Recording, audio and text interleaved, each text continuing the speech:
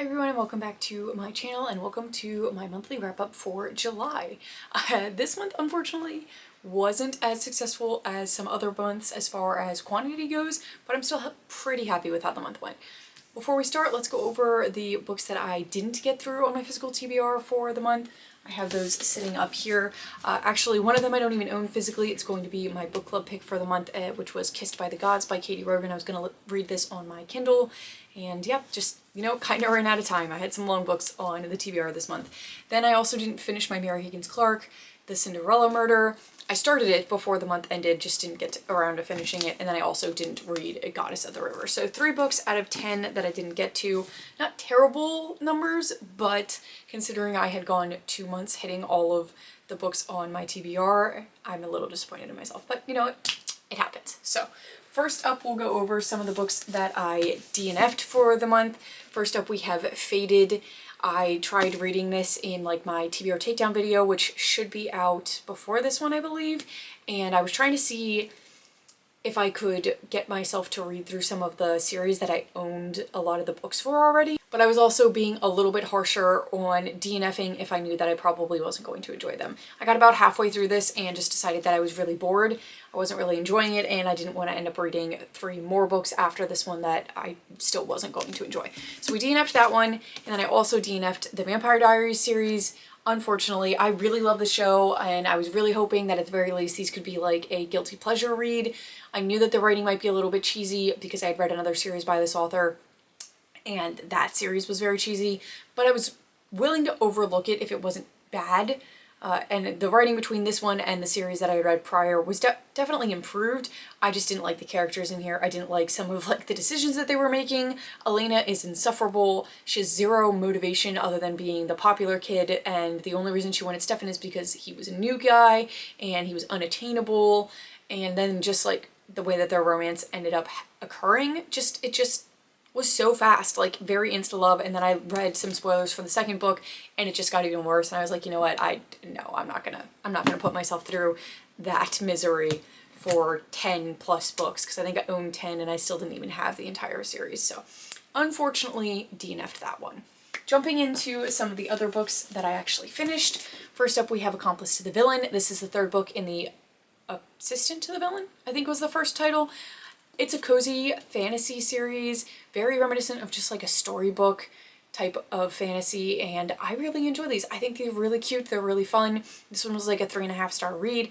I have very high hopes for the 4th book, kind of concluding this series in a way that's really satisfying. I can't talk too much about this book because obviously it would give away a lot from the other ones, but all of the characters in here, the side characters, they're just so cute and fun. They're all very different. I just think it's a really good time reading this. Then we have my Agatha Christie for the month, The Mirror Cracked.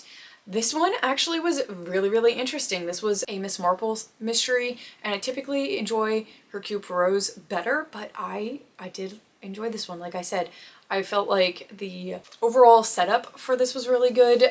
Miss Marple didn't outright have a mystery that she was trying to solve, but she went to this newer development, and while she was there, she felt like things just were a little off, some things weren't lining up, and then eventually a murder does occur, and it's not actually who she thought it was going to be, but now she's trying to kind of figure out what happened. And I thought that the overall conclusion was really well done. I just love Agatha Christie's writing.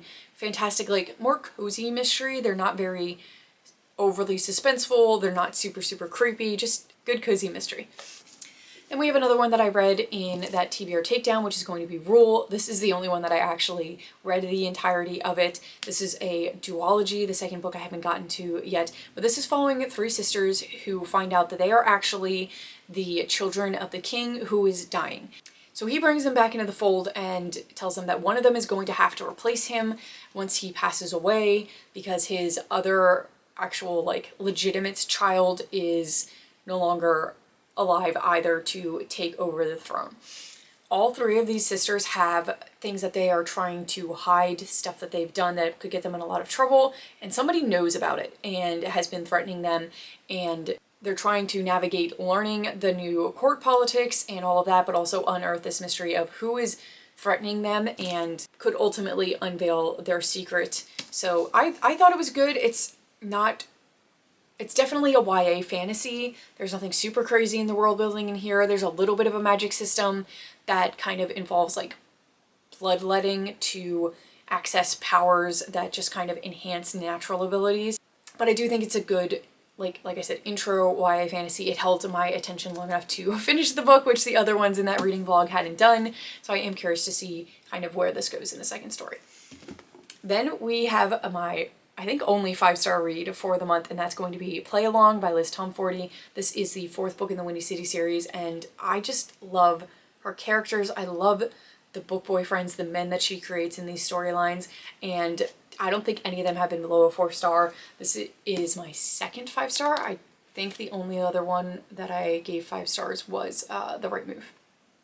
And this is honestly in the running for my favorite out of the series. The Right Move I adored, and I felt like I really related to the main female character in there, so it's kind of edging out a little bit, but this one was fantastic. This follows Isaiah Rhodes. He's introduced in the book prior to this. He's a baseball player, and he is obsessed with the physical therapist, or like the trainer for their team. She has never really given him the time of day. She was engaged, and eventually that engagement ends, and he is determined to win her over.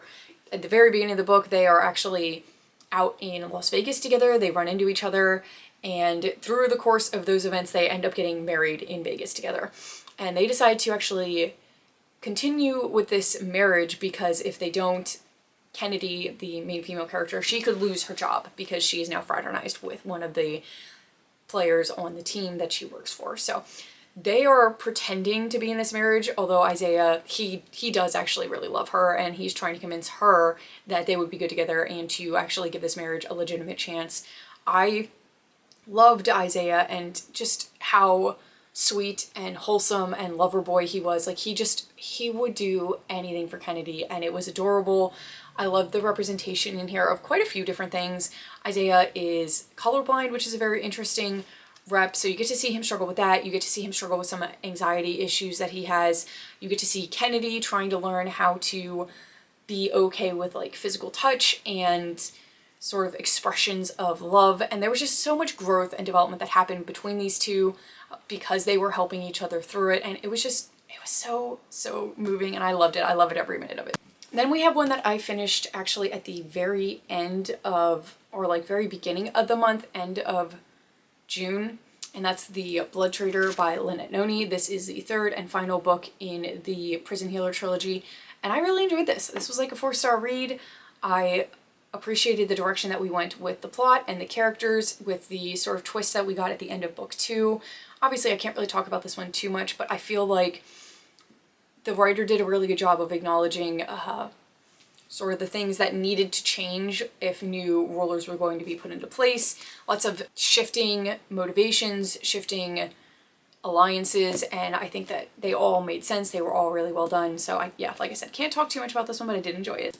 My classic for the month was Oliver Twist. I actually forgot just how much this poor child goes through in here. This is set in the early 19th century, I think. Yeah, early 19th century, and it's following a young boy named Oliver who is orphaned, and just kind of his life growing up in the workhouse, bouncing around from person to person, some people that had good motivations for him, some people that had bad motivations, and the way that it affected his life.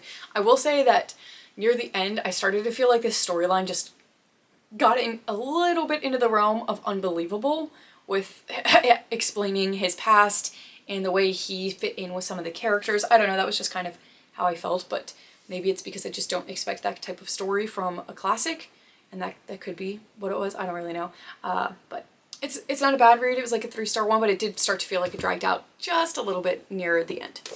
Then we have In 5 Years by Rebecca Searle. This was a 2-star read, and I think that's being generous. I just did not appreciate this. I thought it was going to be sad. I picked this as my sad book prompt, and a lot of people say they cry while reading this. Yeah, I don't really know why. This is about a woman who has this dream that she actually, we'll back up a second. She finds out in one day that she's engaged, that she has gotten her dream job, and then she ends up having this dream through the course of her night set 5 years in the future, and she's in a completely different home. There's a completely different guy, and she's very confused how she has ended up there. When she wakes up, she doesn't really know what to make of this dream. She thinks that maybe it's like a prediction of the future, and she starts trying to do everything that she can to avoid this future from happening. In the midst of that, you get to see her relationship, obviously, with her fiance, with a best friend that she has that's very kind of opposite of her, not so strict and goals oriented. She's very go with the flow and doesn't really have like any set roots or anything like that. And you eventually get to see some of this dream start to play out. And I just felt like, it was frustrating because she was doing so much to avoid this dream, and I think that ended up contributing to it happening. But also I felt like the way that she treated her friend, especially once you start to realize some of the things that's going on with her friend, was absolutely terrible. She was a terrible friend to her. Like, there's a trope in here that I just don't understand why people find this as a moving story because of what she did. And it was like a really brief moment, but still, like, it was a thing that happened, and like, she was just a horrible friend. She was a horrible friend. I also just didn't like the writing in here. It was very boring. It felt like it was trying too hard to be super thought-provoking and full of depth, and I really didn't get why everybody enjoys that book. So that was a bit of a different disappointment. And then the last two that we have to talk about is the tandem read. We have Tower of Dawn and Empire of Storms. These are the, oh god, 5th and 6th? 4th and 5th book? Whatever, in the Throne of Glass series. This one is following more of Aylin's storyline and what she's doing in the narrative. I can't even say what she's doing specifically because that would give stuff away for the other story. And then this is following Cale and his storyline. They happen simultaneously, so that's why a lot of people recommend doing the tandem read.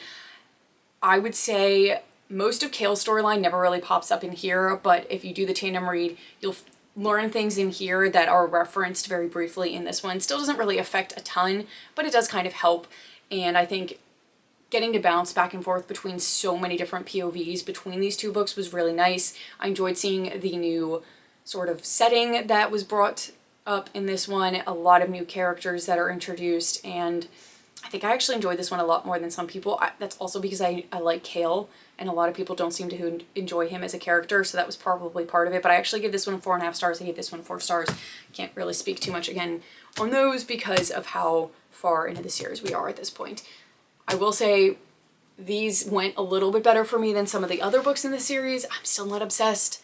I still don't get Aylin. I don't understand her personality, but I also don't, like, I just don't like the way that relationships are presented in this entire series. It feels like people bounce from one person to another and they tell them that it's forever and that they love them and this and that, and like, obviously things can change and you can believe that, and then all this other stuff that causes a relationship to fall apart, but it never really feels like you get any struggle attached to the relationships falling apart. You don't get to see them really be upset or devastated by this, losing this love that they said they were going to be with for the rest of their lives. They kind of just move on to another person very quickly, and it's, I don't know, I just don't really like that. That's part of some of the stuff that I don't enjoy in this story, and yeah, anyway.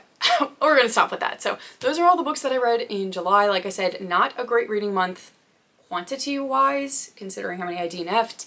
And then the ones that I actually did finish, I think a lot of that is owing to the fact that this is like 1,400 pages combined, and it just took me quite a while to get through. So those are all the ones that I finished. I did start Lightbringer, which is the 6th book in the Red Rising series. I've been listening to that on audiobook. Didn't finish it, but I'm really loving it so much, so much. So yeah, that one's going to be in my August wrap up as a little bit of a spoiler for that one. But that's all we've got for today. Thank you so much for watching, and I hope to see you in another video very soon.